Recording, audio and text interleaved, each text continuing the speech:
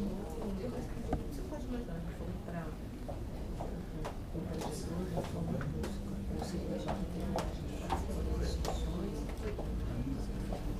declaro aberta a sessão do Conselho Superior de número 356. A ata que já foi aprovada pelos conselheiros está aqui, já para assinatura. Peço por gentileza, então, que passem a ata. E não havendo comunicações da presidência e nem da secretaria, certo, senhora? Eu passo direto ao momento aberto, abrindo a palavra para Érica Meirelles, da Associação de Servidores. Pode falar, bom dia. Bom dia a todos.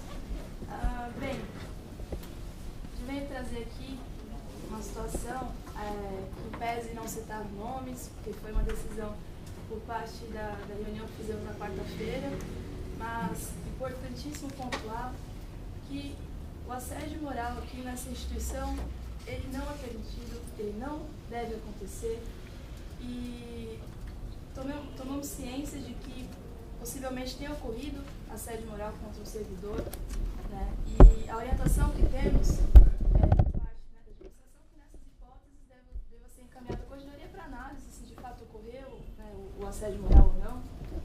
Portanto, o servidor fez essa atitude, levou à corregedoria, né, e como forma de retorno a isso, né, ele foi simplesmente colocado à disposição no RH. E tem sido recorrente essa situação de uma espécie de depósito de servidores no DRH, que é lamentável.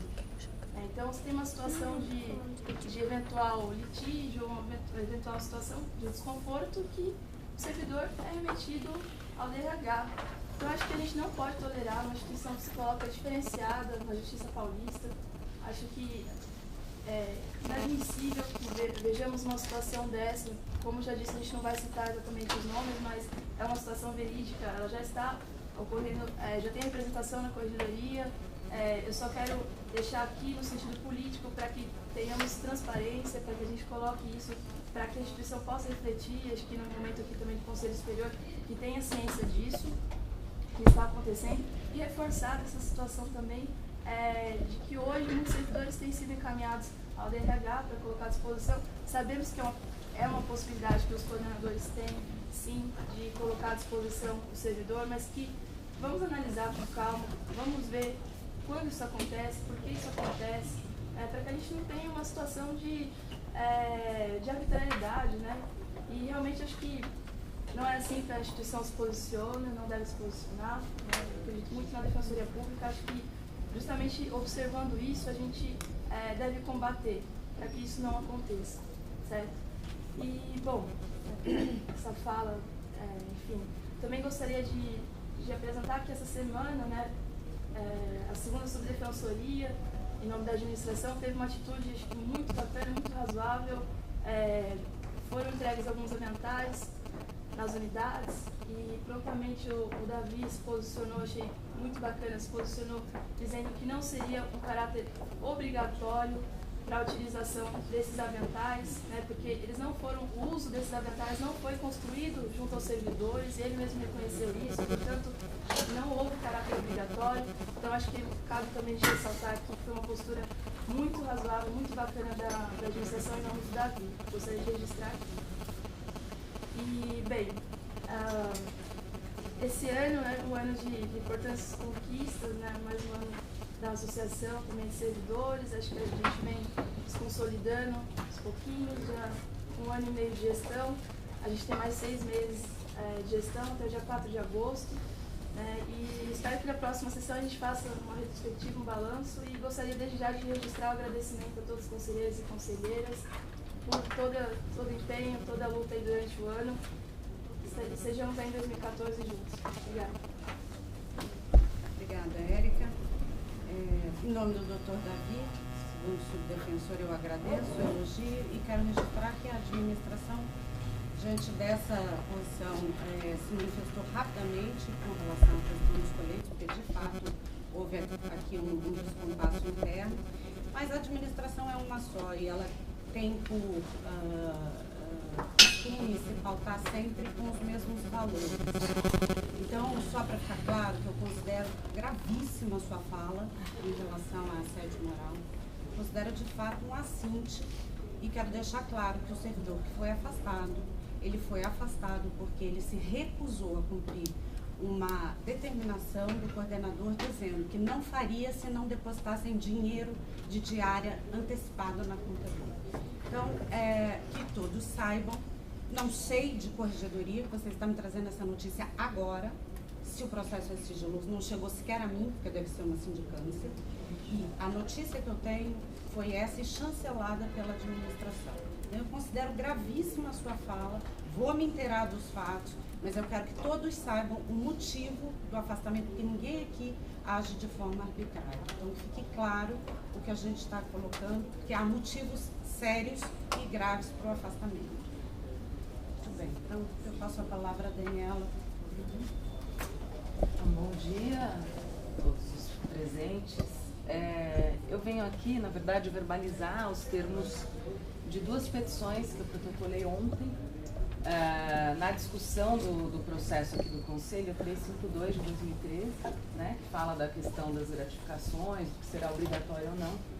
Peço até desculpas por ter feito isso ontem, mas de fato fiquei sabendo há pouco tempo que isso estava sendo ventilado e com uma rapidez ímpar, na verdade, talvez para de fato equalizar as contas e tudo mais, entendo, né, essa preocupação, né, essa responsabilidade que o administrador tem.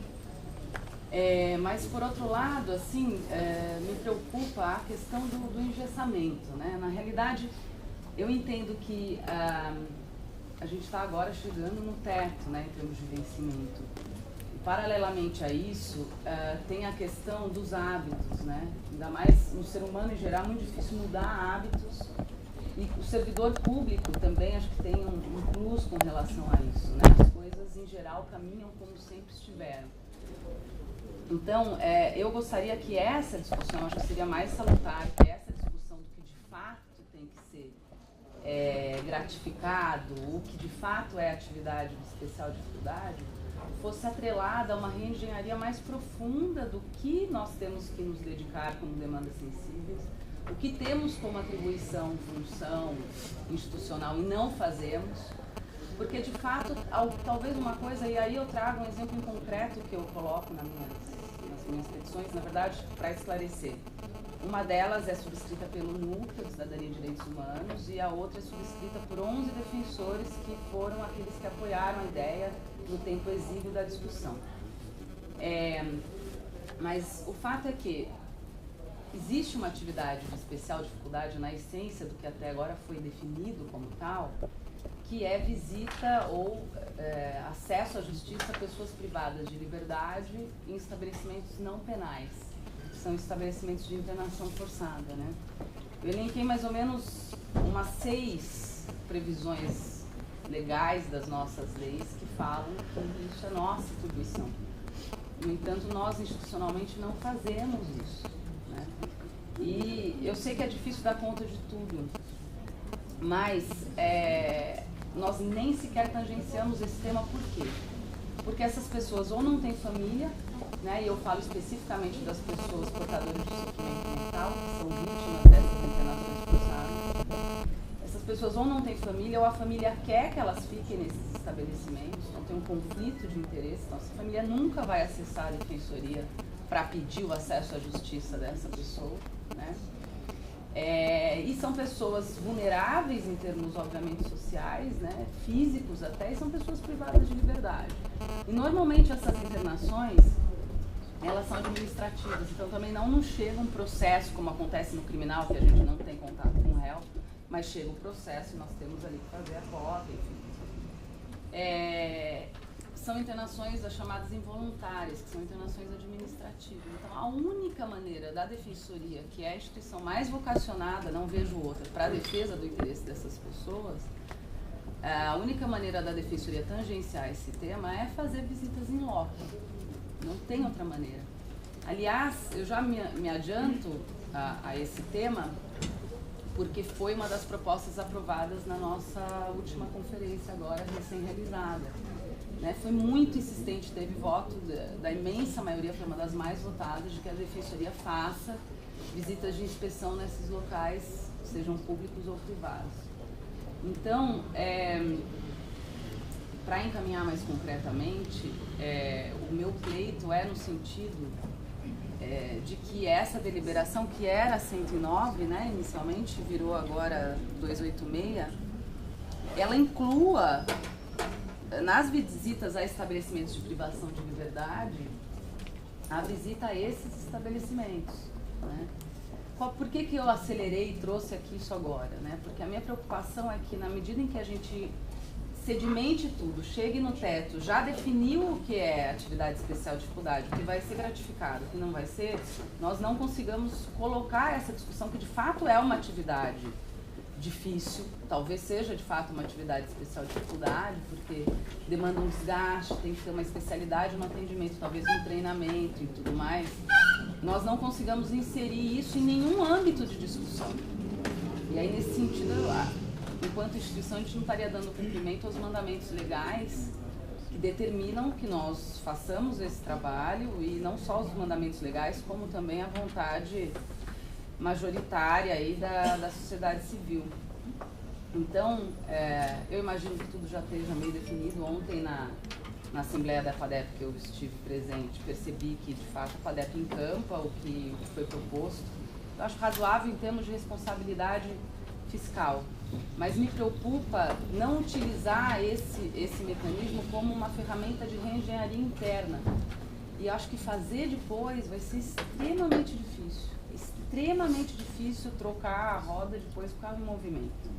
Eu acho que é um momento histórico que a gente vive. Eu gostaria que a gente tivesse tido um debate amplo da carreira para dizer de fato o que é especial dificuldade, curadoria da própria vara é especial dificuldade, por exemplo, acho que não. Revisão dos processos da banca também acho que não. Triagem talvez também não seja, né? Eu gostaria que a gente tivesse tido um debate mais detalhado, que não fosse a reboque daquilo que a gente construiu para conseguir dar dignidade remuneratória aos defensores, né? E aí, para finalizar, de fato, o que me preocupa é isso, né? A instituição precisa de soluções, obviamente, rápidas para conseguir funcionar, mas eu fico com receio de que a gente fique, de fato, muito a reboque disso e não consiga tangenciar a profundidade do que é a melhoria da nossa reengenharia interna, né? É uma discussão muito profunda e acho que sedimentar a questão das gratificações agora do jeito que está, pode sim contemplar a questão de responsabilidade fiscal, ok, mas não contempla esse redesenho, essa arrumação de casa que a gente precisa fazer, né? Então, nesse sentido, eu lamento de fato que a discussão tenha sido muito rápida e que a gente não tenha tido tempo de repensar. Na verdade, eu trouxe essa atividade que eu vejo como extremamente sensível, que a gente não toca, mas imagino que existam outras que nós não tivemos tempo de nos debruçar. E eu, de fato, gostaria de ver aqui nesse conselho e na carreira como um todo, uma discussão que permitisse atrelar a questão de uma porcentagem a mais ao que de fato é a mais, ao que de fato a gente não faz e precisa fazer, o que de fato é de especial dificuldade. Então, o encaminhamento do núcleo, e aí eu finalizo de fato, é no sentido de que a Defensoria passe a fazer essas visitas de inspeção, tem fundamentos legais para isso, né? Ou como atividade de especial dificuldade ou como atividade ordinária, porque agora tem esse conceito, né? Atividade de especial dificuldade obrigatória. Eu não sei exatamente qual é a natureza jurídica, mas é esse o pleito. E esse grupo de defensores, que depois os senhores poderão ver aí, né? Acho que foi enviada por e-mail, inclusive, essa petição, né? São 11 defensores, não vou aqui citar para economizar tempo. E outros 2 também externaram apoio, depois verbais, né? A Carolina Rangel e o Samuel Friedman, ontem na Assembleia da FADEP, sugerem, nesse momento, algo bem concreto, que seria já encampar isso no artigo 4º dessa deliberação que foi reformada, né? Incluir essas visitas a estabelecimentos de privação de liberdade como um todo, né? E aí, nesse sentido, todos fariam visitas a campo nesses estabelecimentos de privação de liberdade.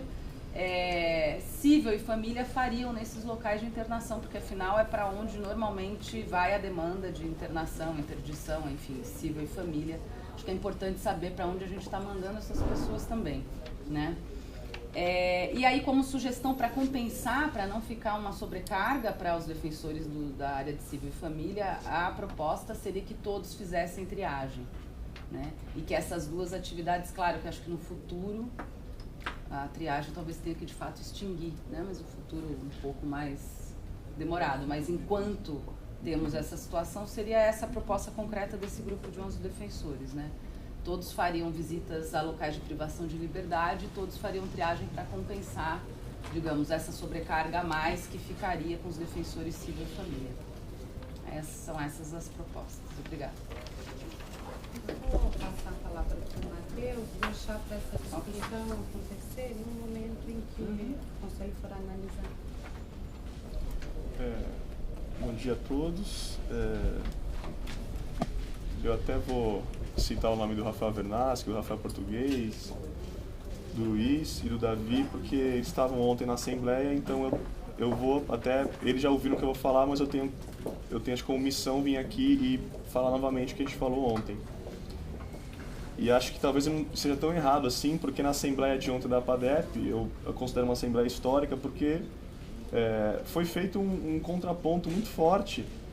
E por 14 votos a 18, que é uma coisa muito exígua, né, se a gente for pensar na matemática, a minha proposta de mais 13 colegas, que só perdemos diferença de 4 votos, era uma proposta de suspender essa discussão das gratificações até que se analise a questão das atribuições.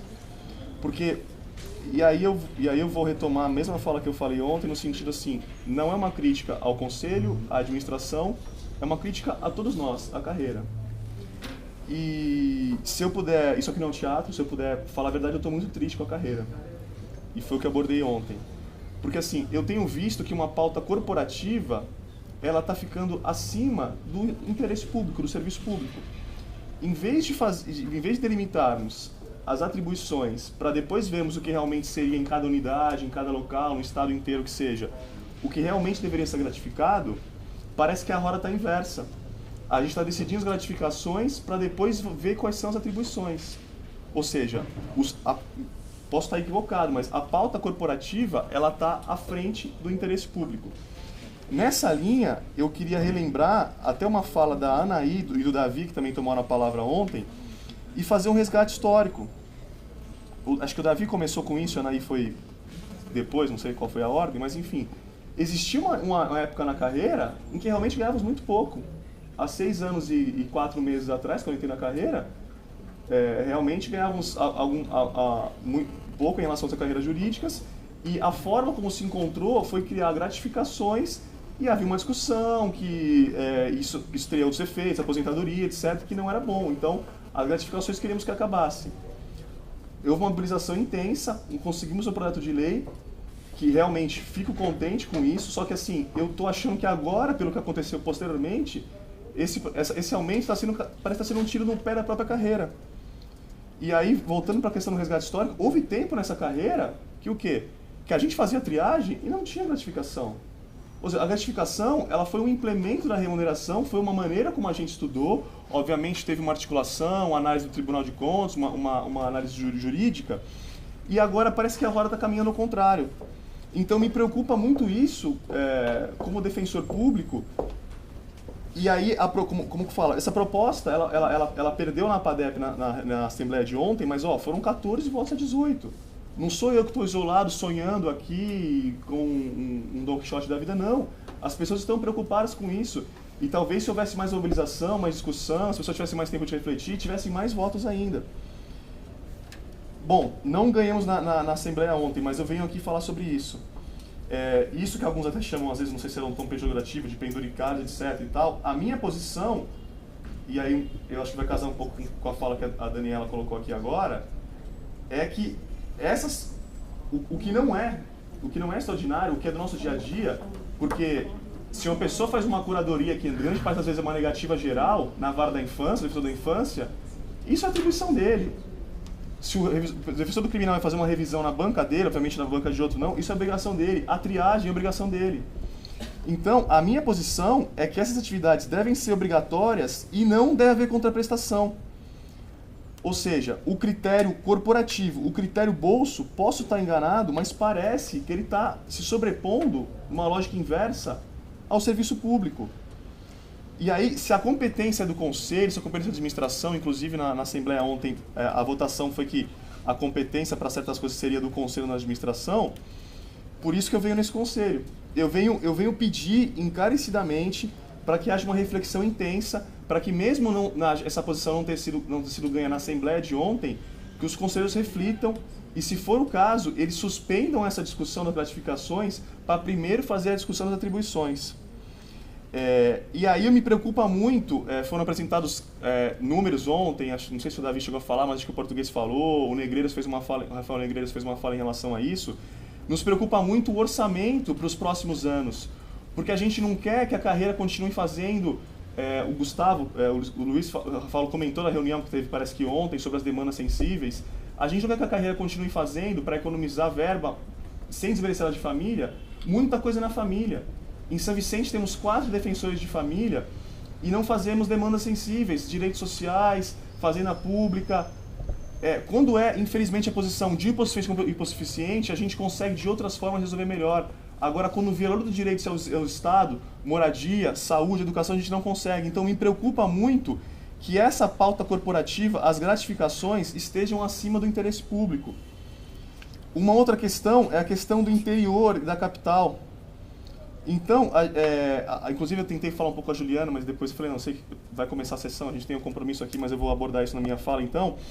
E um pouco da fala do Davi de ontem, a fala do Davi explicou que tentou se equalizar entre as várias áreas, execução, infância e tal, uma forma de não ficarem defensores fazendo 3 atividades.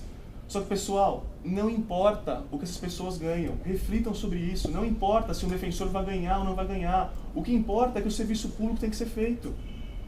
Por favor, reflitam muito sobre isso. Então, em vez de equalizar dessa forma, na maneira que eu penso equivocada, e aí eu vou dar um exemplo concreto e quero muito bem separar as coisas. Uma coisa é que eu estou colocando em conto macro, outra coisa é como exemplo concreto. Em São Vicente, do dia para a noite, 3 defensores saíram da triagem. Éramos 9, agora somos 6. E o exemplo concreto fala o seguinte: a gente que é do criminal, por exemplo, eu e o Luiz César, entendemos que devemos fazer triagem para colaborar com o pessoal de outras áreas. Só que a determinação, e o que eu conversei com o coordenador foi isso, uma determinação administrativa, não foi um diálogo, etc e tal, foi que o defensor da infância saísse da triagem. Mas espera aí, pessoal, o defensor da infância, o atendimento inicial dele é na triagem. Olha o paradoxo, a gente do criminal, que o atendimento inicial não é na triagem, é no fórum à tarde, vamos fazer a triagem, e o defensor da infância, que o atendimento inicial dele começa lá, as pessoas levam os documentos, a demanda começa lá, depende de como fosse o caso, se inclusive ele está lá, ele vai resolver isso muito mais rapidamente, não tem sentido, é um paradoxo. Você vai tirar o defensor do atendimento inicial dele por causa de uma questão econômica, sendo que a curadoria basicamente é uma questão, de grande parte das vezes, de uma negativa geral. Então, assim, esse é um exemplo concreto que mostra... Pode fazer. Oi? Pode fazer se ele quiser, não tem problema nenhum. Sim, mas então o que foi colocado é que foi uma... Não, é outra, e a gente vai explicar depois, mas ele está totalmente à vontade de fazer. Aliás, a gente gostaria que ele continuasse contribuindo. Claro. E aí... A gente vai entrar na pauta hoje, porque eu tenho um processo importante da Mães do Cárcere, que não é corporativo, e é o último dia meu no conselho, porque na próxima sexta eu fui escalado para fazer o plantão da cidade judiciária. Só para saber por quê. E aí eu queria, eu sei que eu estou acabando, eu queria separar muito bem as coisas para dizer, essa fala foi sobre isso. Aí eu falei uma pequena fala em relação a outra coisa. E aí eu peço inclusive o apoio da associação e peço inclusive o apoio da corregedoria. Além dessa questão muito grave que eu estou colocando para a carreira, existe uma coisa que é, no dia 12 de dezembro, no meio do mês, com a escala pronta, haver uma determinação para o colega sair da triagem. A triagem estava feita, e não foi uma coisa de São Vicente, foi uma coisa feita com base nos atos DPG e subs. Havia uma escala do mês de dezembro e do recesso inteiro até o dia 6 de janeiro. As pessoas organizam compromissos de trabalho ou mesmo não de trabalho, e de uma hora para outra a escala muda. Inclusive no meu tem um jeito, às vezes, eu estou falando bem sério agora, mas brincalhão, eu até falei brincando pro Ricardo, o coordenador, eu falei, Ricardo, se acontecer isso, pode comunicar com a corregedoria que eu não vou fazer, eu tenho outros compromissos. A escala estava feita, então assim, uma coisa é a questão macro da problemática que eu trouxe e outra coisa é uma questão micro. E aí eu conversei com o Rafael Português ontem, um mínimo de segurança jurídica, certo? E para finalizar, pessoal, eu queria voltar a tocar num terceiro ponto aqui, que é a questão do recesso. A Anaí teve uma fala que, salvo engano, até o Davi, não sei se concordou ou não ontem na Assembleia, que assim, nós somos uma instituição diferente. A fala aqui da Érica agora coloca isso. Nós não somos mais do mesmo. Com todo respeito a outras carreiras jurídicas e não jurídicas, ao serviço público, nós queremos fazer a diferença. E a gente está no momento, a gente tem um dilema nessa carreira hoje. Então, eu queria colocar para você, a gente não pode fazer o mesmo recesso que o Judiciário faz, que o Ministério Público faz. Então, eu já fiz isso ano passado, e não falo em nome da Comissão de Progresso, falo em nome de Matheus, defensor, ou de cidadão que seja. Então, assim, o que não falta é trabalho. Se vocês tiverem uma foto, eu mostrar a minha foto da minha mesa, vocês vão ficar assustados. O que não falta é trabalho. E acho que a minha mesa é como a mesa de vocês, seja na legislação, seja na atividade fim.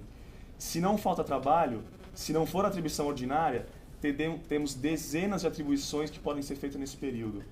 Então, mais uma vez, eu deixo essa reflexão e pedindo que a gente não pode ter muito pudor para criticar ou ser criticado. Eu sou alvo de críticas no dia a dia, não é uma crítica pessoal a nenhum de vocês, é uma crítica à carreira toda, não ao conselho de administração. Enfim, eu acho que a gente tem que continuar sonhando e construindo uma carreira diferente, como a gente sempre tentou construir, como grande parte de vocês que eram procuradores e ao lado de movimentos sociais construíram. Tá? A minha fala é essa, eu agradeço a atenção de todos. Bom, olha, não tendo mais inscritos, essa discussão vai ser feita aqui no momento. Eu também abro aqui aos conselheiros, vou abrir a palavra também, se quiserem já antecipar alguma coisa. Eu só deixo um recado, Matheus, em relação à tua fala, que algumas coisas com as quais eu concordo, falarei depois, mas algumas também acho grave, que foram colocadas aqui, dizer que essa é uma pauta exclusivamente corporativista e que a carreira está se tornando mercenária, enfim, eu discordo. Não falei isso. Não, mas eu entendi dessa forma, tem uma razão para isso, são atividades que nós estamos considerando há algum tempo, que são atividades que requer um tempo a mais do defensor, enfim, isso é uma discussão que vai ser feita. Acho que é legítimo o que a Daniela e o que vocês trazem aqui, a proposta da Daniela vai ser examinada, discutida, enfim. Agora, é importante dizer, o serviço não está deixando de ser feito. Nessas pontuais alterações que foram feitas neste momento pela SUB, o que a SUB fez foi não gerar uma injustiça para defensores públicos, pena de depois pleitearem uma gratificação que não poderia ser paga. Então, a SUB desonerou este seu colega de fazer, porque não poderíamos remunerá-lo extraordinariamente por essa atividade. Agora, se o colega fizer, tanto melhor, porque concordamos com a sua fala no sentido de que as pessoas devem fazer, o serviço não pode deixar de ser feito. Então, ali a SUB fez uma análise e viu que era possível aos demais colegas arcarem com esse ônus. Não sabemos se isso vai recair sobre você que vai ter que fazer esse plantão ou não, mas o fato é que aquele colega não poderia depois reivindicar uma contraprestação por aquela atividade, já que este conselho estabeleceu que só seriam duas.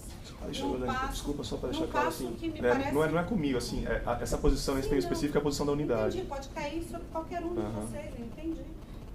A unidade inteira, mas o que é importante você saber que isso foi feito para não gerar uma desigualdade e que depois esse colega venha suscitar um pedido de gratificação. Esse conselho decidiu que não haverá essa possibilidade, que são duas as possibilidades de atividade excepcional gratificada, e nós nos preocupamos porque esse colega estaria fazendo 3. Mas o serviço jamais deixaria de ser feito, e essa foi uma preocupação da SUB o tempo inteiro. Então, no que diz respeito aos outros, aos outros colegas que foram dispensados, por exemplo, de revisão criminal, nós fizemos um impacto e não houve qualquer alteração na distribuição das revisões. Então, só para que todos saibam que essa é uma preocupação constante da administração. Acho que o sistema merece cada vez mais ser reformado, reformulado, repensado, até que um dia a gente de fato não dependa dessas gratificações, enfim, que a gente possa, e tem o aspecto da remuneração, que lá atrás evidentemente não foi uma remuneração condigna, que entendíamos. Hoje nós felizmente rumamos para um outro patamar, e eu acho que isso é gradual, paulatino. Agora, não dá para também não reconhecer que há uma sobrecarga, um excesso de trabalho que merece ser, de alguma forma, também compensado. Então, queria deixar isso claro, sem entrar já no mérito, porque eu vou deixar aqui que os conselheiros todos possam falar agora. A minha proposta é de inversão da pauta, porque aí essa discussão também já pode adentrar na discussão da própria deliberação, e aí já enfim, pautamos o assunto nesse momento. Eu gostaria de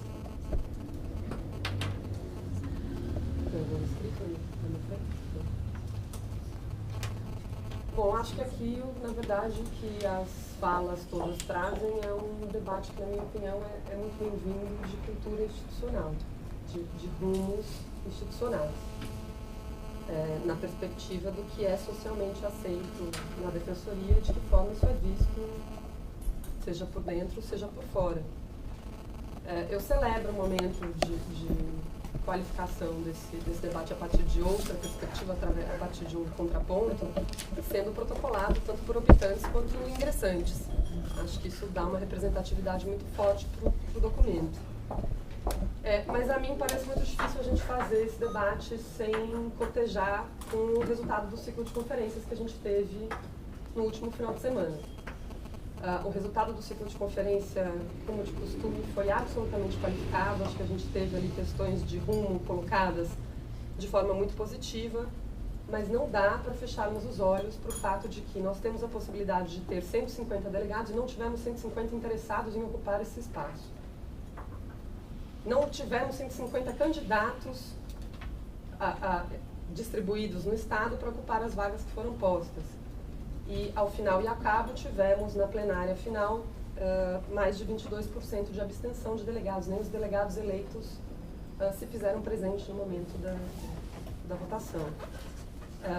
Esse conselho também foi sentida a ausência dele naquele espaço. É o conselho deliberativo, é o conselho que toma muitas das decisões aqui são construídas, e era um momento em que essa construção precisa ser olhada também a partir dessa perspectiva.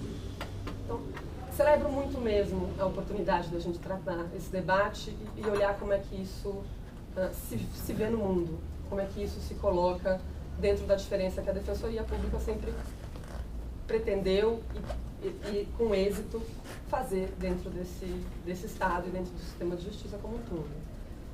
E ainda dentro da perspectiva de cultura institucional, eu acho, aqui retomando, eu sei que esse debate não é posto, mas me parece importantíssimo que usemos essa reflexão. O que a Érica traz, para mim, só haveria uma forma muito clara de uma instituição estar protegida de assintes, se assim acontecer. É a plena transparência da Corregedoria. Acho que poder olhar esse procedimento que foi encaminhado para a Corregedoria e trazido, esse Conselho é chamado à responsabilidade por algo que a gente não pode conhecer. Isso a transparência, mais do que um direito do usuário nesse debate, se mostra também uma prerrogativa institucional de se depender de assintes, não de forma com confrontos de ideia, mas sim com comprovação do seu compromisso. Então, celebro mesmo esse momento aberto e esse debate que nasce não como debates pontuais, mas como um respiro para que possamos olhar distante, mesmo no final do ano, mesmo com o cansaço acumulado, mas que tenhamos essa oportunidade de uma análise mais profunda. Juliana, bom dia. Eu vou alguns pontos da fala do Matheus, acho que a fala da Daniela será uma discussão do próprio processo, mas alguns pontos da fala do Matheus a gente não conseguiu conversar antes, eu não posso deixar de manifestar. O que as subdefensorias, tanto eu quanto o Davi, fizemos nessas 2 semanas, desde que a deliberação entrou em vigor em 1º de dezembro, foi tentar adequar as atividades que vinham sendo exercidas de forma voluntária até então pelos colegas, porque ainda era assim que se tratava no regimento interno, na normativa interna anterior, até que este conselho pudesse se debruçar sobre a questão da obrigatoriedade e facultatividade. Essa é a discussão que está posta aqui hoje. Até isso foi dito de forma muito expressa, eu não sei muito bem, você chega a relatar que foi uma determinação e não uma conversa mantida com a unidade, eu não sei muito bem o tom do que foi repassado aos colegas de São Vicente, mas a conversa foi mantida com todos os coordenadores, explicando essa circunstância e perguntando o seguinte dado, de forma muito objetiva. É possível a retirada de defensores públicos hoje do atendimento inicial especializado da sua unidade sem prejuízo? Com essa resposta, quais são as condições aí que a gente tem para adequar as atividades que são exercidas? Tendo em mente que é uma adequação provisória, até que o Conselho consiga delimitar e se debruçar com mais cuidado sobre a obrigatoriedade e facultatividade das atividades. Me chama mais ainda a atenção, especificamente em São Vicente, porque o colega disse, deixaram 3 defensores públicos à triagem. 2 deles de outra unidade que faziam voluntariamente em São Vicente. Um deles que assina a petição defendendo que a triagem é obrigatória. Então, eu até fico um pouco surpreendida, porque eu quero buscar a coerência que você pede também nos colegas. Me parece que, então, a gente tem aí uma divergência de posições. Eu recebi um pedido expresso, estou na outra unidade, acho que nessa condição eu posso deixar a triagem. E, simultaneamente, eu recebo a seguinte notícia: não, eu defendo que a triagem seja obrigatória. Então, acho que, de fato, esse é um debate que a carreira pode travar de maneira muito honesta, para que também as posições que são defendidas sejam defendidas também no seu caso pessoal. Não estou falando especificamente. Talvez na unidade dele ele queira fazer, né? A unidade dele não tem triagem. Daqui a 6 meses talvez tenha. Sim, hoje três deixaram São Vicente por isso, porque 2 deles faziam voluntariamente, apesar de votados em outra unidade. Ninguém, de uma hora para outra, subitamente, de maneira abrupta, retirou 3 colegas da triagem de São Vicente. 2 deles já estavam atuando ali por voluntariedade. Acho que o problema era do quem é de São Vicente. Né? Você citou 3, éramos 9, virando 6. E eu estou explicando, então não posso deixar de explicar porque disso. Acho que o Conselho vai sim se debruçar sobre obrigatoriedade, facultatividade, a forma de melhor escalonar. Mas essa é uma preocupação que tanto eu quanto o Davi sempre tivemos antes mesmo da mudança da 109. Tanto que o interior tem diversas experiências em que colegas, muito embora não quisessem realizar determinada atividade, foram designados para fazê-lo. Ainda que essa atividade seja reconhecida, porque para mim não são excludentes, ainda que essa atividade seja reconhecida como de especial dificuldade e por isso gratificada. Acho que é isso, até para deixar claro a situação específica de São Vicente que foi trazida. Nós recebemos a informação de que era possível a cessação da designação do colega de infância na realização da triagem. Com base nisso foi feito, tentando que, até que este conselho se debruce em definitivo e decida isso em definitivo, não alterar, não acrescentar atividades para aqueles que voluntariamente não realizam nenhuma delas, que é o caso de São Vicente. Nós temos colegas lá que não realizam nenhuma das atividades hoje consideradas em especial dificuldade, nem mesmo a revisão. Então, acho que até que a gente decida a questão da obrigatoriedade e facultatividade, o que me cabia fazer, era adequar as atividades num quadro que já se colocava. Até 1º de dezembro, o quadro já era esse. Voluntariamente, alguns colegas do criminal realizavam o atendimento inicial, era o seu caso em São Vicente. Continua sendo. Mas como o coordenador colocou que, não sei se ficou constrangido qual o motivo dele, mas ele colocou que não concorda, a gente pode retomar o diálogo? Do quê? Sobre a... Acho que hoje a gente vai conseguir nesse conselho definir a obrigatoriedade e facultatividade, né? Acho que aí perde sentido da normativa provisória. Mas se não fizermos isso neste conselho, sim. E a escala já estava feita? Acho que o caso concreto da unidade Tá. não é o objeto aqui. Né? É isso.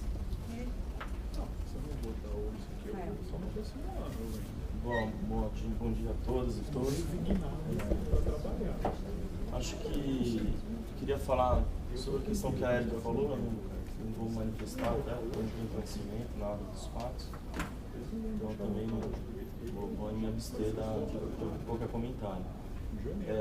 Mas em relação ao que foi trazido aqui, a proposta tudo da Daniela e do Matheus, e na verdade até contextualizando um pouco esse debate junto com o que foi discutido ontem na Assembleia, né?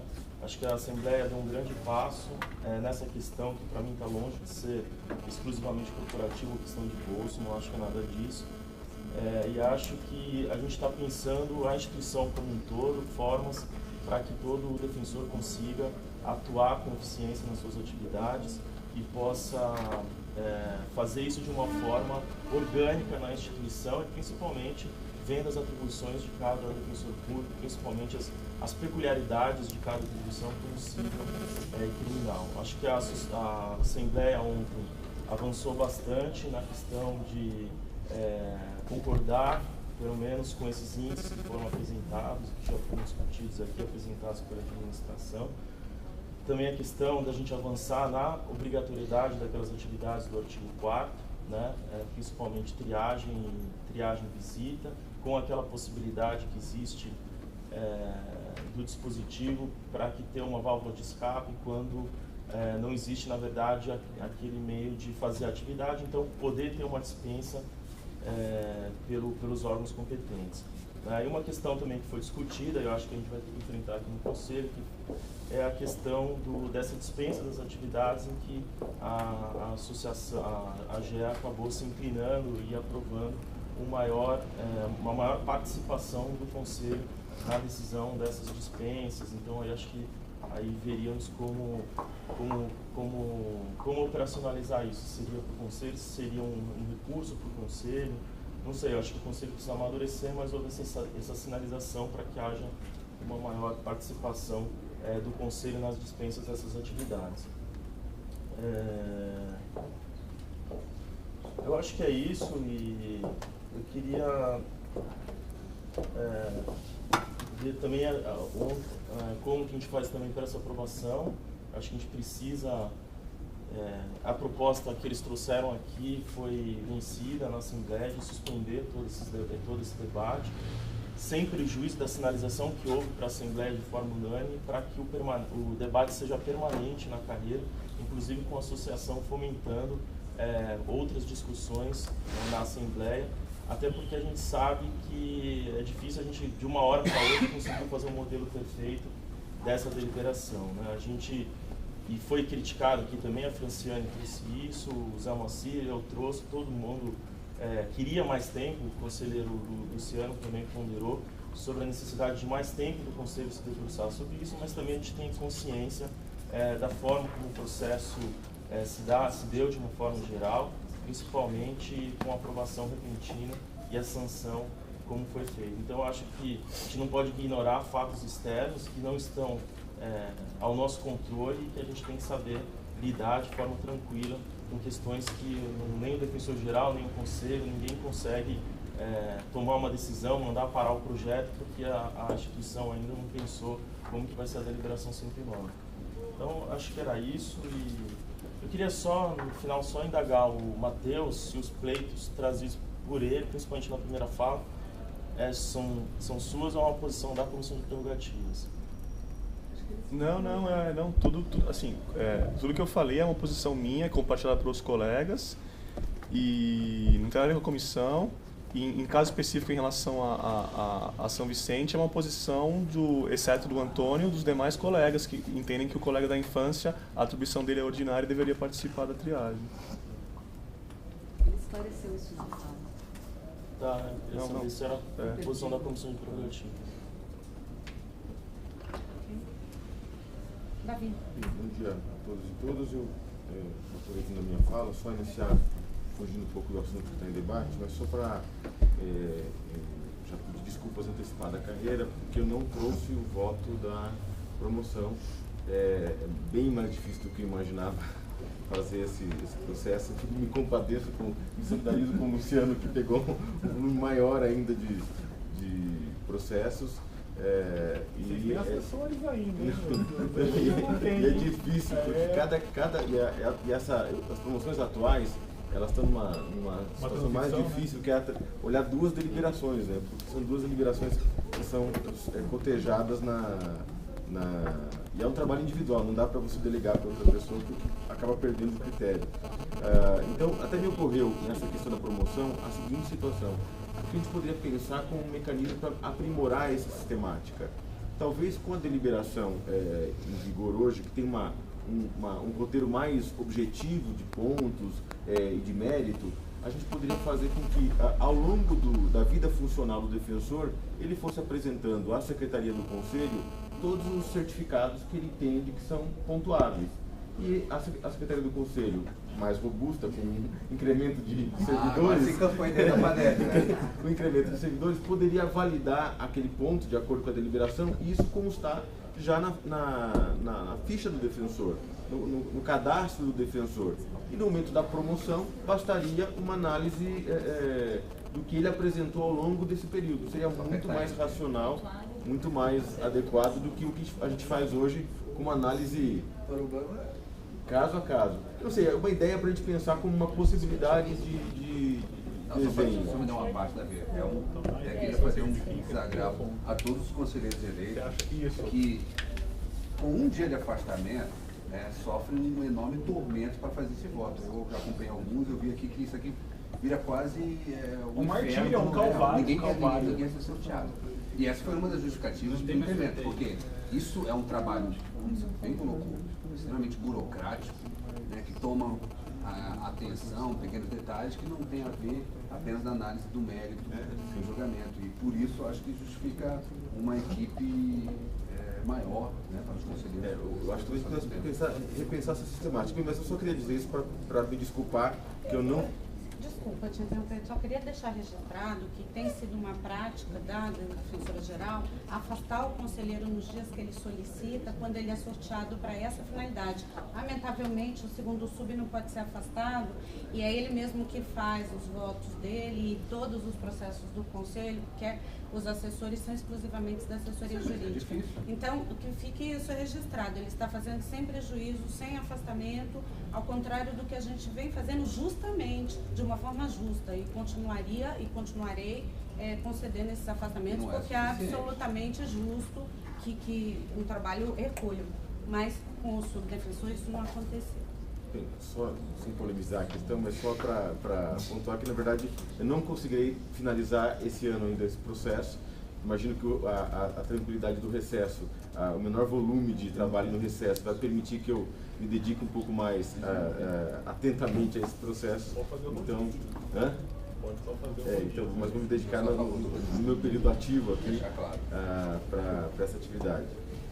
Ainda fugindo ao tema que eu vou entrar logo, só apontar para todos os conselheiros, até acho que é um dado interessante. Hoje nós atingimos aqui na Liberdade 32 100 mil atendimentos na capital esse ano, no dia de hoje. 100 mil atendimentos foram, a informação agora do Luiz Felipe, que é o coordenador lá do atendimento inicial, foram 100 mil atendimentos em 233 dias até agora, com a média de 429 atendimentos dia na triagem da capital. Ou seja, um número bastante expressivo, mostra a dimensão desse trabalho. Bem, agora eu queria entrar um pouco no debate que o Matheus e a Daniela trouxeram, em relação, só antecipando, em relação à colocação feita pela Érica, que não estava aqui. Eu acho que talvez seja o caso até de preservar um momento adequado para esse conselho se manifestar, porque eventualmente pode ser um processo administrativo que venha ao conselho. Acho que até poderia haver algum pré-julgamento, uma manifestação meritória, de mérito agora nessa questão. Então, eu vou me ater só a fala do Matheus e da Dani, tentando dialogar um pouco com essas colocações que foram feitas também na Assembleia de ontem. Eu concordo muito com as premissas que a Daniela coloca, muito, em relação à necessidade de uma reengenharia interna, como a expressão que você utilizou. Eu acho que, de fato, o Conselho está se debruçando sobre isso a partir do momento que olha para a questão das atribuições. Eu acho que tudo isso vai ao encontro desse processo de atribuições que começou com a Fabiana como relatora desse processo, que fez uma fotografia e um trabalho dedicado de verificar o retrato de cada unidade, que cada unidade faz hoje, e isso não está só no sistema, isso envolveu um contato com cada unidade, como um trabalho que a primeira vem fazendo há algum tempo, com reuniões abertas, com participação da sociedade civil, dos defensores, servidores, para tentar discutir aquilo que nós fazemos e o que nós queremos e devemos fazer. Acho que o grande dilema, como eu disse ontem na Assembleia, é como conciliar, e acho que isso é o grande X da questão, como conciliar a demanda de massa, de volume, de baixa complexidade, mas de grande volume, com a demanda de menor volume, mas de alta complexidade. Inequivocamente, as duas demandas são nossas demandas. Aquela história, ou seja, embora a família seja claro, colocar 4 defensores na família, mas é uma demanda enorme que chega. Eu tenho certeza que os usuários que precisam do atendimento da Defensoria Pública na área de família são tão carentes quanto os usuários que têm demandas na esfera coletiva. Eu tenho certeza que esses usuários de família chegam também à ouvidoria e reclamam também do melhor atendimento que a Defensoria Pública às vezes não consegue prestar pelo volume de demanda que há nessa matéria. Então, o grande X da questão, e eu acho que esse é o ponto central, e aqui eu acho que é totalmente secundária a questão da gratificação, da deliberação 109, agora da 286, mas é como a instituição e a carreira, e eu volto a insistir algo que eu falei ontem na Assembleia, isso não é um problema só do Conselho, só da administração, é como a carreira discute como a carreira debate esse assunto. Então, nesse sentido, eu também entendo, assim como disse a Luciana, da importância da gente fazer esse debate realmente. Que caminho que a instituição quer tomar. Mas, para isso, a gente não pode simplificar o debate, porque, de fato, essas questões são todas muito complexas. Quando a gente analisa a situação individualmente, falando, olha, o meu caso, talvez seja uma situação a partir de uma ótica individual, subjetiva, e quando você coloca isso no plano geral, no plano institucional, as situações são bem mais complicadas do que se imagina, ou do que se visualiza no primeiro momento. E acho que é isso que o Conselho, especialmente a comissão agora com o Luiz Gustavo, a Fabiana, a Juliana, está se deparando. Como são complexas as questões envolvendo atribuições e como dosar a carga de trabalho do defensor, ou seja, o que um defensor público pode fazer e deve fazer diante do que é razoável, diante do que é possível, de acordo com o seu tempo disponível. Ou seja, como ele pode dedicar o seu tempo ao serviço de acesso à justiça e, ao mesmo tempo, como a instituição pode, como um todo, bancar esse formato de atuação. Porque, infelizmente, a lógica financeira, por pior que seja, ela existe, ela está por trás disso. Ou seja, a gente tem que ter recursos para sustentar o formato de atuação da Defensoria. Então, embora a questão financeira venha em segundo plano, ela é uma questão que é uma base necessária para que essa visão estratégica, essa reengenharia funcione. Mas o problema é cindir as discussões. Eu também acho que vai ficar cindido se decidir hoje. Mas, na verdade, aí eu ia entrar nessa parte também. Conversando com o que disse o Rafael, de fato, nós nos vimos atropelados por uma situação, claro, que era previsível a situação da aprovação da lei, mas, ao mesmo tempo, nós tínhamos uma deliberação que foi estabelecida, e eu volto a insistir, como disse a Daniela, em nenhum momento, acho que nesse ponto discordo do Matheus, estabeleceu-se gratificações de especial dificuldade sem lastro. Ou seja, o Conselho, que é o órgão que avalia o fato gerador dessas atividades de especial dificuldade, com base na lei, ou seja, há uma previsão legal sobre isso, estabeleceu que aquelas atividades, na visão do Conselho, eram de especial dificuldade. E isso vigorou durante muito tempo, de 2008 até agora. Se essa deliberação continuasse em vigor agora, no formato em que ela estava, de fato comprometeria de maneira fatal esse ano os recursos da instituição, porque ela tinha uma dinâmica completamente diversa da realidade atual. Ou seja, uma dinâmica com uma remuneração de um defensor público muito aquém do que hoje passa a ser, felizmente, a remuneração de um defensor público. Então, talvez essa mudança da deliberação tenha sido um primeiro passo, como a gente disse ontem, para um avanço maior. Ou seja, é um primeiro passo que a gente fez, que o Conselho fez de maneira até corajosa, de cortar gratificações, justamente porque a dinâmica anterior não se adequava a essa nova realidade. Ou seja, foi necessária, essa foi uma medida necessária. Pode ser que agora seja necessário, certamente serão necessárias outras medidas que tenham conexão com as atividades que o Conselho entende, que a carreira entende, que são relevantes de serem mantidas. E aí eu penso em várias, não só no atendimento da situação dos locais em que há internação de pessoas drogaditas, mas em outras tantas medidas que são importantes também. Por exemplo, a atuação, eu falei isso ontem, a atuação em SIC. Eu reputo fundamental a atuação em SIC aqui na capital, porque ela acaba garantindo o defensor mais próximo à periferia. Se o defensor tiver uma remuneração que por si só seja atraente, talvez ele se sinta desmotivado de fazer o SIC. E aí a gente tem que discutir no Conselho de que forma a gente pode fazer com que o defensor faça isso também, ou seja,